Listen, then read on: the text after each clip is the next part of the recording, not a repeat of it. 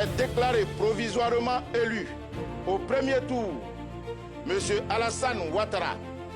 Ce qui vient de se passer n'est pas une véritable élection. Et ce à quoi nous avons insisté ne fait pas honneur à notre pays. Cette campagne a révélé quelque chose de bien plus profond. Ce que les urnes n'ont pas traduit aujourd'hui, l'histoire le retiendra. La commission électorale indépendante a rendu public les résultats provisoires de la présidentielle, plaçant le président sortant Alassane Ouattara largement en tête. Cette annonce a été accueillie avec enthousiasme par ses partisans, qui y voient la confirmation d'un soutien populaire massif.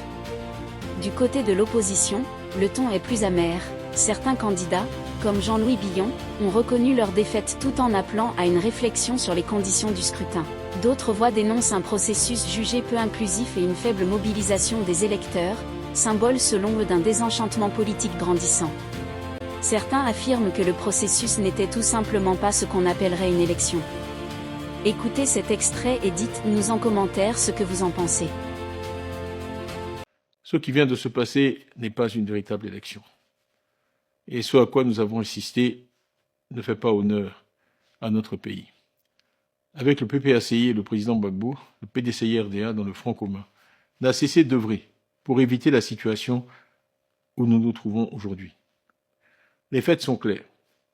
Le président Alassane Ouattara a brigué un 4e mandat, controversé. J'ai moi-même été rayé des listes électorales par un tribunal. D'autres figures de proue de l'opposition, au premier rang desquelles Laurent Gbagbo, Afine Guessan, Vincent Toby Irié, Assalé Tiemoko et beaucoup d'autres, ont également été empêchés de se présenter.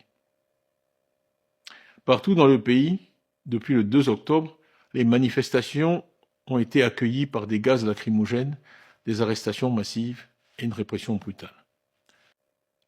Le taux d'abstention, que certains tentent aujourd'hui de manipuler, est en réalité le verdict du peuple, un rejet silencieux mais puissant d'un exercice électoral peu crédible, auquel la grande majorité des Ivoiriens a refusé de participer avant-hier.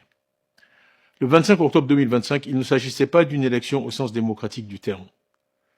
Dans certaines localités, on nous annonce même parfois un nombre de votants supérieur au nombre d'inscrits.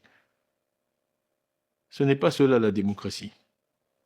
N'ayant pas participé à cette élection, nous ne nous interdisons pas pour autant d'agir.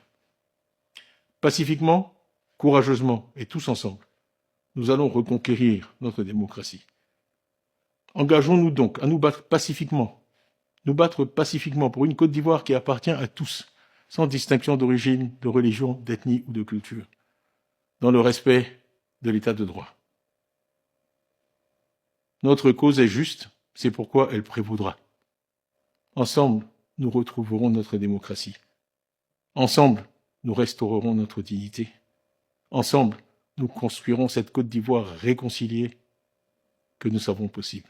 Tidjane Thiam appelle donc à une reconquête pacifique de la démocratie en Côte d'Ivoire, affirmant qu'il ne reconnaît pas les dernières élections, qu'il juge marquées par de graves irrégularités et contraires aux principes démocratiques.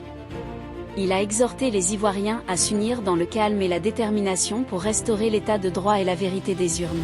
À ses côtés, d'autres figures de l'opposition ont réaffirmé leur engagement en faveur d'un dialogue national et d'institutions électorales réellement indépendantes, appelant à une transition démocratique fondée sur la paix, la justice et la réconciliation. Si vous avez aimé la vidéo, n'hésitez pas à vous abonner, à liker et à commenter pour ne rien rater de nos prochaines vidéos.